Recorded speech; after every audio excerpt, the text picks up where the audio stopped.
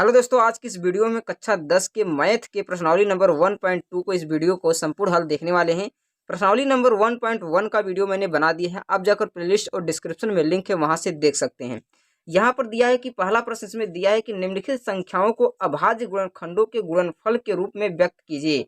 यानी सबसे पहले यहाँ दिया है कि अभाज्य गुणनखंड, तो आपको जानना पड़ेगा कि अभाज्य गुणनखंड क्या होता है। सबसे पहले उसे आपको जानना बहुत जरूरी होता है। अभाज्य गुणनखंड की बात करते हैं, अभाज्य गुणनखंड क्या होता है। यहाँ पर देखते हैं अभाज्य गुणनखंड। अभाज्य गुणनखंड,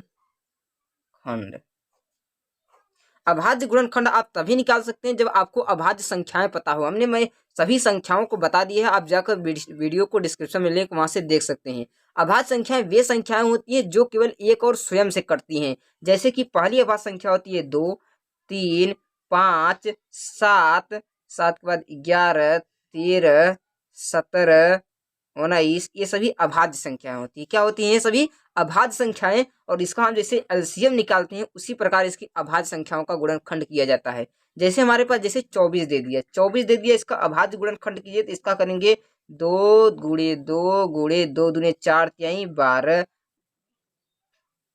गुणे 3, यानी 2 गुणे 2 गुणे 2 गुणे 8, यानी 2 दूने 4 दूने 8 दूने 24। इस प्रकार से हम इसका गुणनखंड कर लेते हैं। अभाज्य गुणनखंड विधि, 2 से ले जाएंगे तो 12 हो जाएगा, 2 से ले जाएंगे तो 6 दूने 12, 2 से ले जाएंगे तो 2 तिहाई 6, 3 से ले जाएंगे तो 3 एक्का 3।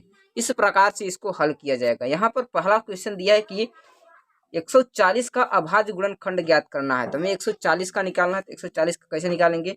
लिखेंगे 140, इसका सबसे पहले हम गुणनखंड करेंगे। 140 क्या है? एक सम संख्या है। अगर किसी संख्या का इकाई अंक 0 हो, 2 हो, 4 हो, 8 हो, तो सम संख्या होती है। सम संख्या हमेशा पहले 2 से भाग दिया जाता है।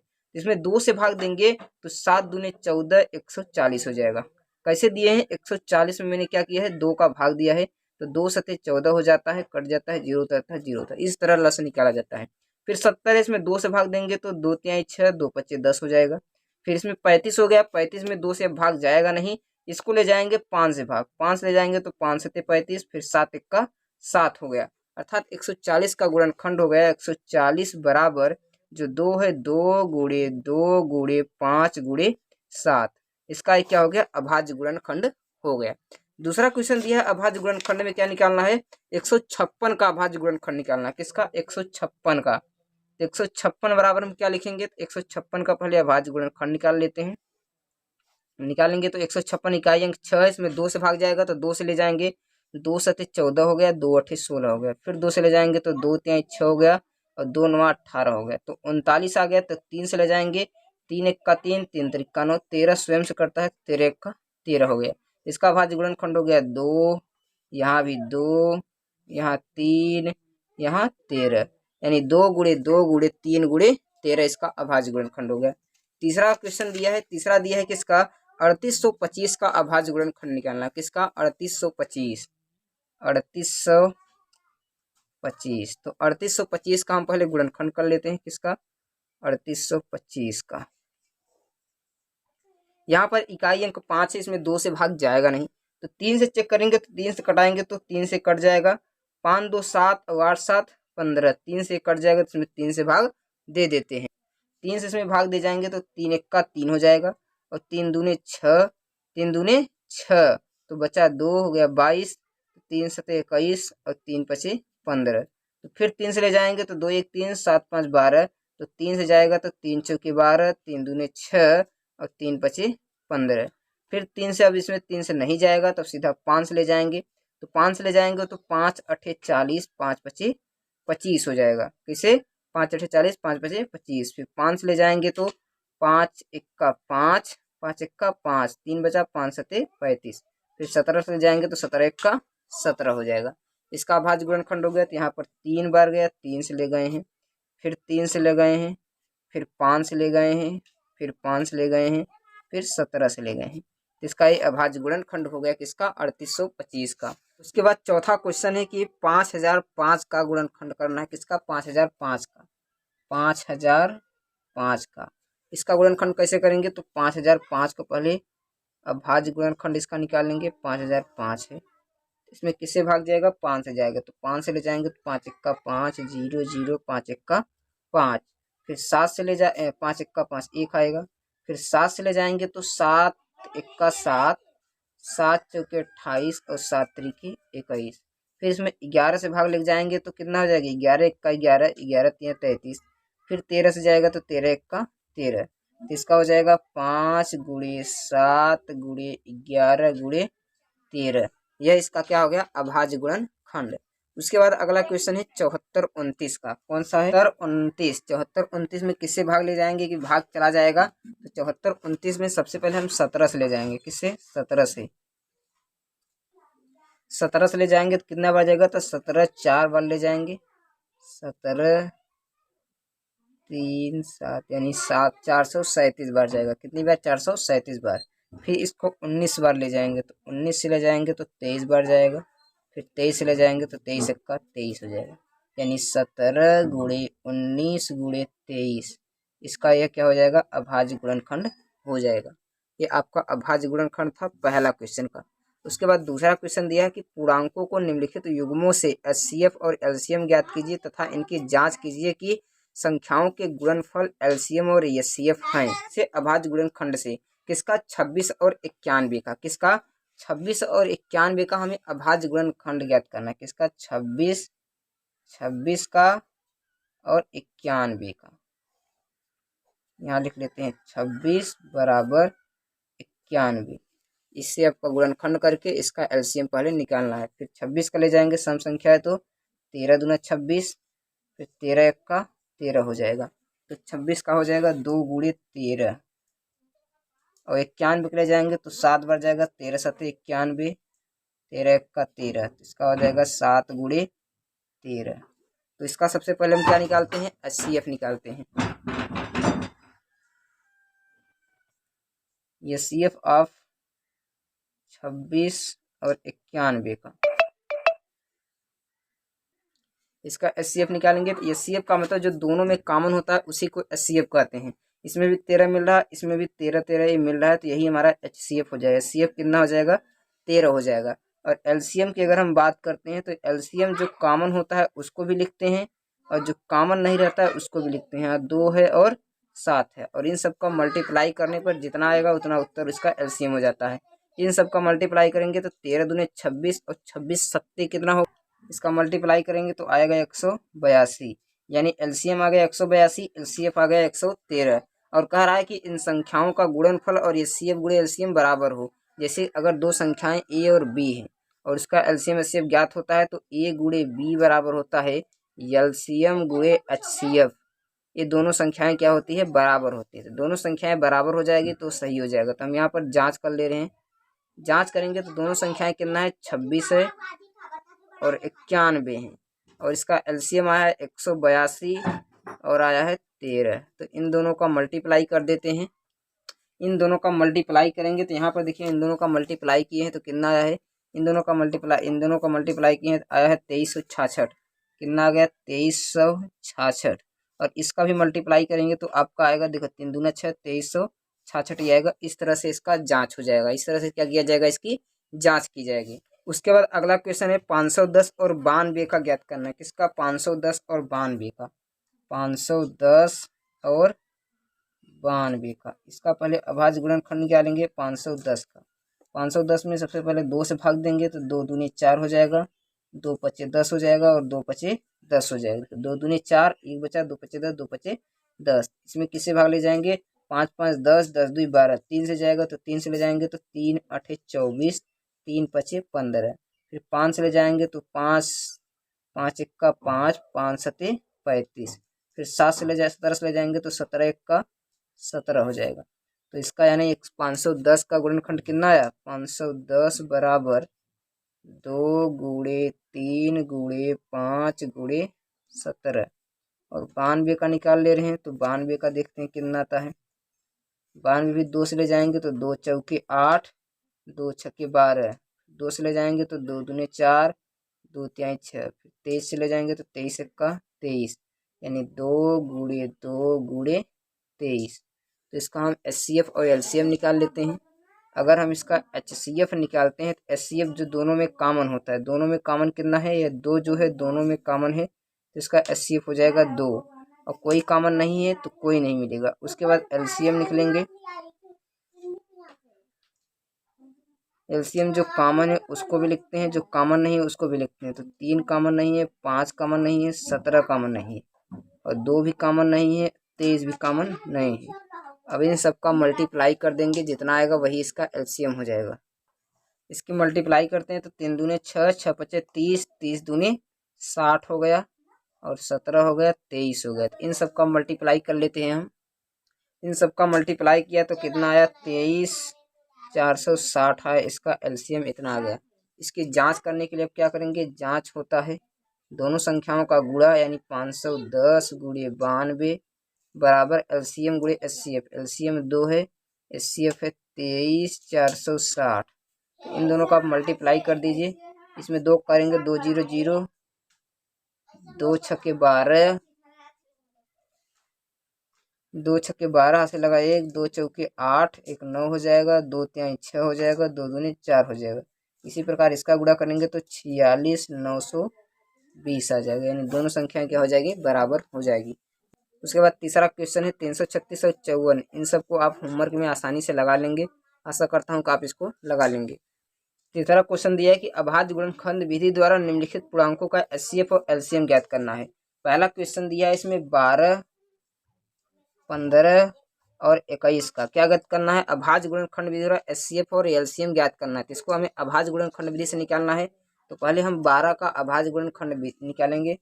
12 का निकालेंगे तो क्या हो जाएगा, इधर निकाल लेते हैं। 12 का निकालेंगे तो कितना बढ़ जाएगा, 2 6 2 3 3 1 का 3, तो इसका लिख लेंगे कितना, 2 गुणे 2 गुणे 3। इसी प्रकार हम 15 का निकाल लेंगे। 15 हो जाएगा 3 पचे 15, 5 1 का 5, तो 15 का कितना हो जाएगा, 3 गुणे 5। उसी प्रकार हम 21 का निकालेंगे। 21 कितनी बार जाएगा, 3 बार जाएगा, 3 7 21, 7 1 का 7, 3 गुणे 21, ये निकल गया। अब इसका निकालते हैं LCF HCF। HCF मतलब जो तीनों में कॉमन होगा वही इसका HCF होगा। इसमें एक का भी गुणा कर सकते हैं, एक का भी कर सकते हैं, एक का भी कर सकते हैं, क्योंकि एक बार लेते जा सकते हैं। उसके बाद इसमें देखिए कोई भी संख्या इसमें से मिल नहीं रही। कितना मिल रही है, तो 3, 3 7 21।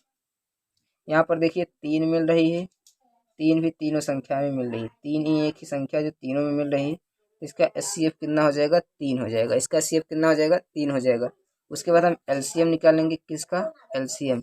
LCM में जो मिलता है उसको लिखते हैं, उसके बाद जो नहीं मिलता है उसको भी लिखते हैं। इसमें 2 यहाँ पर है और 2 यहाँ पर है, इसको लिख लिए। इसमें 5 यहाँ पर है, 5 लिख लिए। इसमें 21 यहाँ पर है, 21 लिख लिए, और सबका मल्टीप्लाई कर देंगे। तो 2 तिहाई 6, 6 दूने 12, 12 पंजे 60, 60 गुणे 21। तो 60 का गुणा 21 में कर देंगे, कितना हो जाएगा, 0 6 का 6, 6 दूने 12।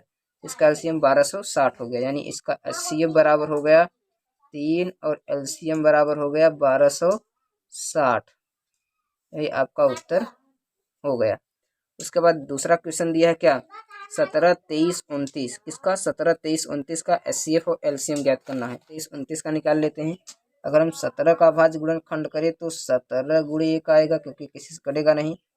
23 की बात करते हैं तो 23 गुणे 1 आएगा। 29 की बात करते हैं तो 29 गुणे 1 आएगा। अगर हम इसका HCF देखें तो HCF में कुछ नहीं मिल रहा है, तो इसका HCF कितना हो जाएगा, 1 हो जाएगा। LCM की बात करते हैं तो LCM में सबका गुणा कर दीजिए। 17 गुणे 23 गुणे 29, जितना उत्तर आएगा इसका उत्तर हो जाएगा। इसका मल्टीप्लाई किए तो आया 11 3 3 9। इसका मल्टीप्लाई करने पर कितना है, 11,339 आ गया। इसका LCM होगा और इसका HCF हो गया। अगला क्वेश्चन देखते हैं। अगला क्वेश्चन इसमें दिया है, अगला दिया है कि 8 9 25 का। किसका, 8 9 25 का। तो हम निकाल ले रहे हैं 8 9 25 का। 8 का गुणनखंड करें तो 8 का आएगा 2 गुणे 2 गुणे 2।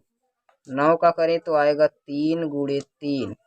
25 का करें तो 5 गुणे 5। यहाँ भी कुछ नहीं मिल रहा है तो हम 1 का गुणा कर सकते हैं, 1 गुणे 1। अगर हम HCF इसका देखें, HCF देखें कुछ नहीं मिल रहा है तो 1 हो जाएगा। एलसीएम ज्ञात करें तो एलसीएम में कुछ नहीं मिल रहा है तो सबको गुणा कर लीजिए। 2 गुणे 2 गुणे 2, 3 गुणे 3, 5 गुणे 5। इसका मल्टीप्लाई करना, अगर इसका मल्टीप्लाई करना है तो हम 2 5 का जोड़ा बनाएंगे। 2 5 का गुणा करेंगे, 5 दूने 10, और इसका करेंगे 5 दूने 10, 10 दहा में 100 हो जाएगा। तो 3 त्रिक का 9, 9 त्रिक 27 हो जाएगा। 27 और 100 लिख लेंगे तो इसका ये हो जाएगा एलसीएम। एलसीएम हो गया 27 और एचसीएफ हो गया 1। अब चौथा क्वेश्चन दिया है कि एचसीएफ आप 306 और 307, इसका एचसीएफ 9 दिया है, एलसीएम ज्ञात करना है। एचसीएफ दिया है और दो संख्याएं दी है। दो संख्याएं मानते हैं, ए बराबर दिया है कितना 306, बी बराबर दिया है 657, और इसका एचसीएफ दिया है कितना, एचसीएफ दिया है 9। तो एलसीएम हमें ज्ञात करना है। जब दो संख्याएं दिया रहता है एचसीएफ और एलसीएम ज्ञात करना है तो दोनों संख्याओं का गुणा बराबर होता है एचसीएफ गुणे एलसीएम। दोनों संख्याओं का गुणा कर ले रहे हैं तो 306 हो गया और 657 हो गया, बराबर एचसीएफ हो गया 9, और एलसीएम ज्ञात करना है तो एलसीएम को यहीं रखेंगे। तो 9 को इधर लेकर आएंगे तो यह गुणा में इधर आएगा तो बटे में हो जाएगा। 306 गुणे 657 बटे 9 बराबर हो गया एलसीएम से। इसको कटा दे रहे हैं तो 3 त्रिक का 9, 3 से कटाएंगे तो 3 एक का 3, 0, 3 दूने 6, फिर 3 से कटा दे रहे हैं इसको, 3 एक का 3, 3 त्रिक का 9, 3 चौके 12, 34 बार चला गया। यहाँ से हो जाएगा 34 गुणे 657। तो हम एलसीएम बराबर लिख दे रहे हैं। तो 34 का 657 में गुणा कर देंगे, जितना उत्तर आएगा वही हो जाएगा। इन सब का मल्टीप्लाई करेंगे तो मल्टीप्लाई करने पर आएगा 22, 33, 8। इसका ये एलसीएम हो जाएगा। और एचसीएफ तो दिया, यही पूछा था एलसीएम, तो आपका एलसीएम में निकल जाएगा। पांचवा क्वेश्चन दिया कि जांच कीजिए कि क्या किसी प्राकृतिक संख्या n के लिए संख्या 6 के पावर n 0 पर समाप्त होगी या नहीं। तो यहाँ पर 6 के पावर n दिया है, आपको कुछ भी दे सकता है। 6 के पावर n, 7 के पावर n, 8 के पावर n, 9 के पावर n, 10 के पावर n, कोई भी दे सकता है। तो आपको एक नियम याद करके रखना है, यदि कोई संख्या 0 पर समाप्त होना चाहती है, यदि किसी संख्या 0 पर समाप्त होनी चाहती है तो उसके अभाज्य गुणनखंड में कम से कम एक बार 2 गुणे 5 आना चाहिए, यानी 5 दूने 10, कम अधिकतम कई बार आ जाए लेकिन एक बार कम से कम 2 गुणे 5 आएगा, तभी वह संख्या 0 पर समाप्त होगी। यहाँ पर दिया है 6 के पावर n, तो हम 6 का अभाज्य गुणनखंड निकाल लेते हैं। अगर 6 का अभाज्य गुणनखंड निकालते हैं 2 3 6, 3 एक का 3, तो 6 का अभाज्य गुणनखंड आया 2 गुणे 3। इसमें 2 तो आया है लेकिन 5 नहीं आया है, तो 2 आया है 5 नहीं आया है, तो हम लिख सकते हैं अतः 6 का गुणनखंड करने पर 6 का गुणनखंड करने पर 6 का गुणनखंड करने पर यह 5 2 गुणे 5 के रूप का नहीं है, यह 2 गुणे 5 के रूप का नहीं है, अर्थात यह कभी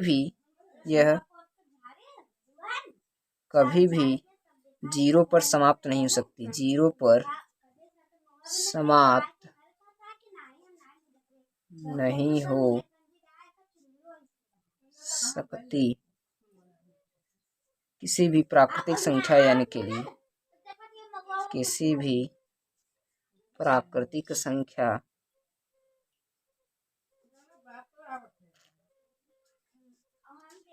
n के लिए, यानी जो यह 6 के पावर n है किसी भी प्राकृतिक संख्या n के लिए 0 पर समाप्त नहीं होगी। चाहे कोई भी संख्या आए तो इसी प्रकार का लैंग्वेज लिख देंगे, आपका सही हो जाएगा।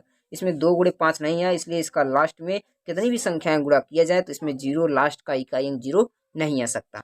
अगला क्वेश्चन देखते हैं। अगला क्वेश्चन दिया है, इसके बाद छठवां क्वेश्चन है कि व्याख्या कीजिए कि 7 गुणे 11 गुणे 13 की भाज्य संख्याएं हैं क्यों।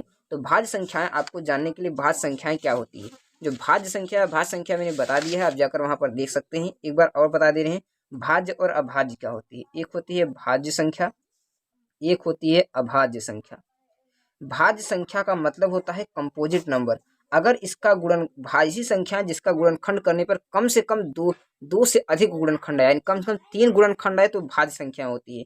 जैसे 2 की बात करते हैं तो 2 भाज्य संख्या नहीं है। 4 की बात करते हैं तो 1 से भी कटेगा, 2 से भी कटेगा, 4 से कटेगा, यानी 2 से अधिक यानी 3 संख्याओं से इसमें भाग चला जाएगा या कट जाएगा, इसलिए भाज्य संख्या। अभाज्य मतलब कम से कम 2 गुणनखंड हो, इसीलिए इसे अभाज्य संख्या कहते हैं। जैसे यहाँ पर दिया है कि 17 गुणे 11 गुणे 13, इसको अभाज्य संख्या है कि नहीं, इसको ज्ञात करना है। यहाँ पर हम लिख रहे हैं कितना है इसमें, 7 गुणे 11 गुणे 13 प्लस 13 है। इसकी अगर हम बात करते हैं, इसको हल करते हैं तो यहाँ भी 13 है, यहाँ भी 13, तो 13 को हम कॉमन कर लेते हैं। 13 को कॉमन करेंगे तो 7 गुणे 11 आएगा, यहाँ से 1 बच जाएगा, तो 13 गुणे हो जाएगा, तो यहाँ पर 7 7 77 हो जाएगा, प्लस 1 हो जाएगा, तो 13 गुणे 7 78 हो जाएगा। कितना हो जाएगा, 78 हो जाएगा। अगर हम 78 का मल्टीप्लाई भी करें तो 78 को हम तोड़ सकते हैं गुणनखंड में, 2 से कर सकते हैं। 2 78 का गुणनखंड यहाँ पर कर रहे हैं, देखो कितना आता है। 78 का अगर हम करें तो 2 से करेंगे तो 2 3 6, 2 9 18, 3 से कटे तो 3 1 का 3, 3 3 का 9, तो इसका हो जाएगा 2 गुणे 3 गुणे 13, और 1 से भी कर सकते हैं, यानी इसका 2 से अधिक गुणनखंड है, 3 से भी अधिक गुणनखंड है, इसलिए क्या है, यह संख्या भाज्य संख्या है। तो लिख सकते हैं कि अतः 7 गुणे 11 गुणे 13 प्लस 13 के गुणनखंड 2 से अधिक हैं, 2 से अधिक हैं, 2 से क्या है, अधिक है, इसलिए यह संख्या भाज्य संख्या है, भाज्य संख्या, इसलिए यह संख्या क्या है, भाज्य संख्या। इसी प्रकार हम इसको भी लगा सकते हैं। इसमें दिया है कि 7 गुणे 6 गुणे 5 गुणे 4 गुणे 2 गुणे 1 गुणे 5, इसमें 5 को कॉमन करेंगे तो 5 कॉमन करेंगे तो यहाँ 7 गुणे 6 गुणे 4 गुणे 2 गुणे 1 आ जाएगा। फिर इसका मल्टीप्लाई कर देंगे तो हो जाएगा कितना, 6 चौके 24, इसका भी मल्टीप्लाई कर रहे हैं, यहाँ पर क्या आ जाएगा, 3 3 6 प्लस 1, 1 से ऐड कर दे रहे हैं तो 3 3 7 हो जाएगा। हम 1 का भी गुणा कर सकते हैं, इसलिए 2 से अधिक गुणनखंड है तो यही लैंग्वेज लिख देंगे, तथा ये भी संख्याएं क्या है, भाज्य है। इसलिए दोनों संख्याएं क्या है, भाज्य है, क्योंकि इसका जो गुणनखंड है 2 से अधिक है। 2 से अधिक गुणनखंड हो जाएंगे तो ये संख्याएं भाज्य हो जाएंगी, 2 से 2 तक रहेगा तो संख्याएं अभाज्य हो जाएंगी। उसके बाद लास्ट क्वेश्चन दिया कि किसी खेल के मैदान के चारों ओर एक वृत्ताकार पथ है। जैसे कि कोई खेल का मैदान है, इसके चारों ओर एक वृत्ताकार पथ है, ये मान लेते हैं वृत्ताकार रास्ता हो गया, यानी पथ हो गया। इस मैदान के चक्कर लगाने के लिए सोनिया 18 मिनट लगती है। जो सोनिया है वह कितना मिनट लेती है, 18 मिनट लेती है, जबकि इस मैदान का चक्कर लगाने में जो रवि है वह 12 मिनट लेता है। मान लीजिए कि वे दोनों एक ही स्थान से, मान लीजिए कि दोनों यहीं से शुरू करते हैं, दोनों एक ही स्थान से प्रारंभ करते हैं और एक ही दिशा में चलते हैं, तो पुनः प्रारंभिक स्थान पर कितनी बार कब मिलेंगे, इसके बारे में पूछ रहा है। इस तरह का प्रश्न पूछे तो हमें यहाँ पर एलसीएम निकालना होता है। एलसीएम मतलब लोएस्ट कॉमन फैक्टर, यानी वे घूमेंगे तो कई बार मिलेंगे, लेकिन हमें सबसे पहले कहाँ पर मिलना है, यानी सबसे न्यूनतम टाइम, कम से कम कौन सा समय जहाँ पर वे मिलेंगे वहां पर ज्ञात करना है। कम से कम पूछता है तो हमें एलसीएम निकालते हैं, अधिक से अधिक पूछता है तो एचसीएफ निकालते हैं, इसलिए यहाँ पर एलसीएम पूछ रहा है। हमें 12 और 18 का क्या निकालना है, एलसीएम निकालना है। तो हम 12 और 18 के एलसीएम निकाल लेते हैं। तो प्रश्नानुसार यहाँ पर लिख लेते हैं कि प्रश्नानुसार एलसीएम ऑफ 12 और 18, तो 12 और 18 का एलसीएम निकालने के लिए 12 का गुणनखंड करेंगे तो 12 6 हो जाएगा, फिर 3 हो जाएगा, फिर 3 1 का 3 हो जाएगा। 18 का भी निकालेंगे तो 18 हो जाएगा 2 9 3 3 3 1 का 3 हो जाएगा। तो 12 का हो जाएगा 2 गुणे 2 गुणे 3, 18 का हो जाएगा कितना, 2 गुणे 3 गुणे 3। इसका एलसीएम निकाल ले रहे हैं तो एलसीएम में जो मिलता है उसको लिखते हैं। 2 मिल रहा है 2 लिख लिए, 2 नहीं मिल रहा है इसको भी लिख लिए, 3 मिल रहा है 3 लिख लिए, 3 नहीं मिल रहा है 3 भी लिख लिए। इसका मल्टीप्लाई कर दें, 2 दूने 4, 4 3 12, 12 3 36, इसका एलसीएम कितना हो गया, 36 हो गया। तो कितने समय बाद मिलेंगे, तो ये लोग 36 मिनट बाद मिलेंगे। कितने मिनट बाद, 36 मिनट बाद मिलेंगे। ये आपका क्वेश्चन था। ये आपका प्रश्नावली का 1.2 का सभी प्रश्नों को हल हो गया है। आप इन्हीं प्रश्नों को अच्छी तरह से हल करके लगाइएगा। अगर इसमें से कोई भी प्रश्न में डाउट रह गया, कोई भी प्रश्न आपको समझ में नहीं आया, तो कमेंट करके आपको बताएंगे, तो आपको प्रश्न फिर से बता दिया जाएगा। आशा करता हूँ ये वीडियो आपको पसंद आई होगी। अगर वीडियो पसंद आई है तो चैनल को सब्सक्राइब और चैनल को लाइक करना ना भूलें।